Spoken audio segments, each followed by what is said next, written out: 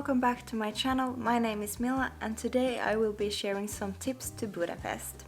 So I recently got home from a trip to Budapest and Cyprus as well, but today I will be sharing some things to do in Budapest. So this will be kind of a Budapest travel guide, if you will. In this video I will be going through restaurants, bars and places to visit and things to see while you are in Budapest. Of course, this is just based on my experiences after we stayed in Budapest for 5 days. So, I didn't stay there for long, but I think I saw and visited quite a few nice places, so I want to share these things with you. But there are still so many things to see in Budapest and so many places to visit, and if you only check on TripAdvisor, you will notice that there are over 3,000 restaurants in Budapest. Over 3,000, that's a lot of restaurants. So even if you would visit one restaurant each day, every single day, it would still take you over 8 years to visit all of them. So after 5-day visits, I only got a scratch of the city, but still I think I did manage to make the most out of my stay in Budapest, so I want to share these tips with you guys. Anyway, let's get into my tips to Budapest. So we will start off with restaurants. I think the overall atmosphere and good food, good service just makes up for a good dining experience. During our stay we did visit quite a few restaurants. The first place I want to recommend is Rescue Coffee House. I don't know how to pronounce these names, I'm sorry, but I'm trying my best. Anyway, I will put all the names up here as well, so not a big deal. Anyway, Rescue Coffee House had very good breakfast, we did like it, but it was actually the only breakfast place we visited during our stay, because after that we just went to Lidl and bought some breakfast stuff as we stayed in an Airbnb and just made the breakfast ourselves to save a little bit of money. But Rescue Coffee House is very good if you like to have some breakfast in a cozy atmosphere. One night we had dinner at Perk and Pretzli, and they had just very delicious food, generous portions, and the service was lovely. I really enjoyed our dinner there at Perk and Pretzli, so I highly suggest you visit this place. It was also really affordable, so that's a plus as well. Another dinner place I really enjoyed was Hoppa Bistro. They had very good food at also quite affordable prices. They had nice service. The food was a bit more on the fine dining side, so a little bit more of smaller portions, but still very good and very affordable and nice atmosphere, and a bit more fancier, I would say.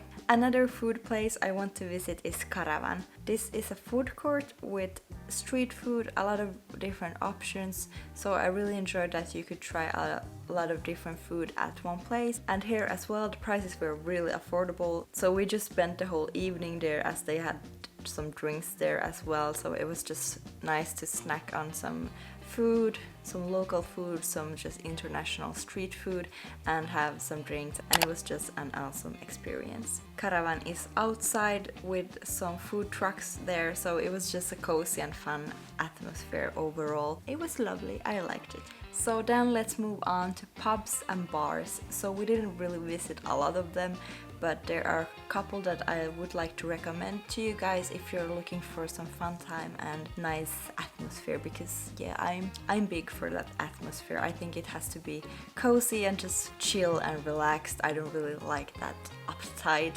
fancy or very fancy things. So yeah, bars and pubs next. One of the bars that we visited was Kia do Cosma.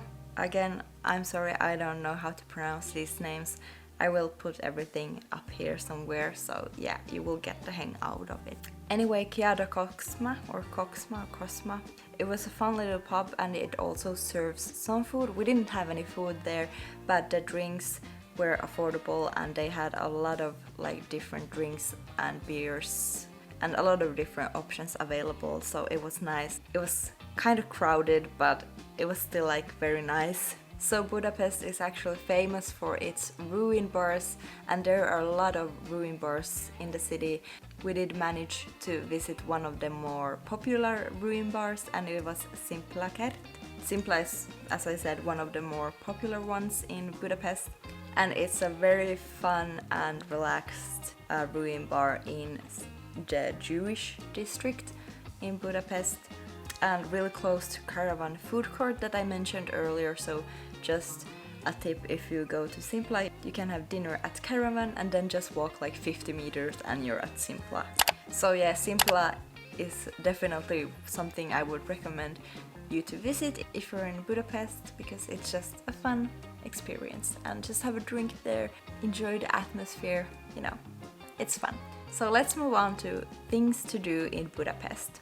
So Budapest is a big city. There are a lot of things to do there, but we did some of the more popular things there. We visited Széchenyi bath. It's a thermal bath which also are quite famous in Budapest, or popular. There are a lot of thermal baths in Budapest, but Széchenyi bath is one of the more popular ones. So this was actually my second time in Budapest and also my second time at this one thermal bath, and I just really like it. The facilities are clean and everything is just really well kept. I think it's clean, good facilities overall. They have both outdoor and indoor pools and a bar as well if you get thirsty.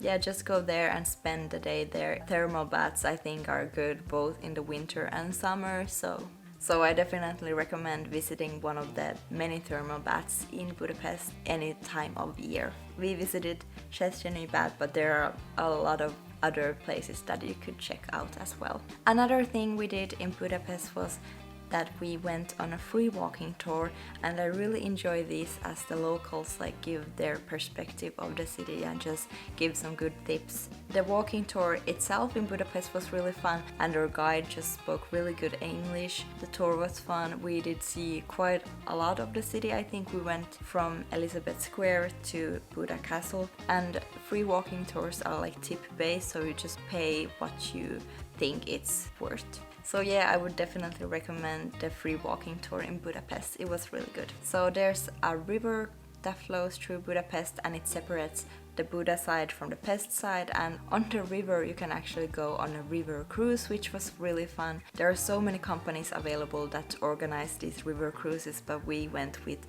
Silver Line. Let me check. Yeah, Silver Line was the one that we chose.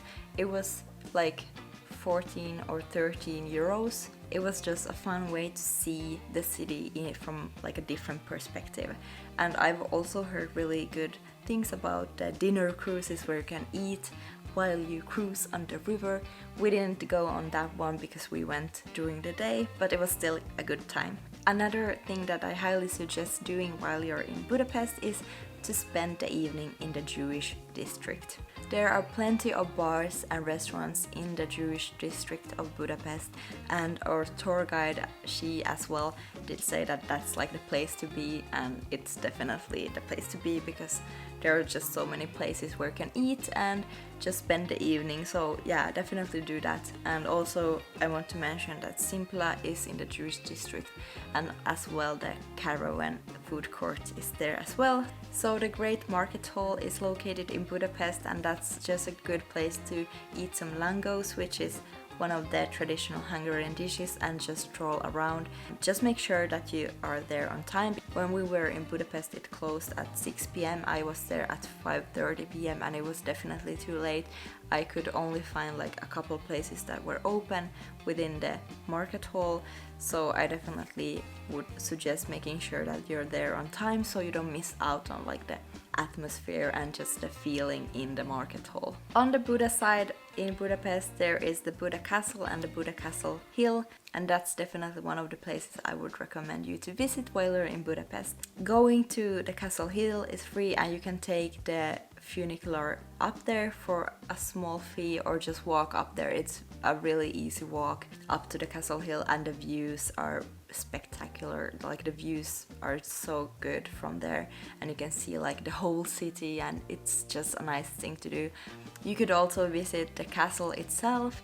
It's just a small fee. I think it was like around 5 euros in euros. Of course they have forint in Budapest, but in euros it was like around 5, and they have the museum there, which was quite interesting. If you're going there, at least visit Castle Hill because the views are just nice, and you can stroll around the castle district or the area there, and that's also like a good thing to do while you're in Budapest. So during our stay in Budapest, we stayed at an Airbnb and it was just really good. The location was just perfect for us. It was close to the Jewish district and as well close to the Buddha castle, so it was like close to everything. The price for the Airbnb was really good. I think it was like 30 euros a night and it had everything that we needed. By the way, I will leave an Airbnb link in the description that you can use to get 30 euro off from your first Airbnb booking. So guys, that was all for me today. I hope you enjoyed this Budapest travel guide, and if you did, please do give this video a thumbs up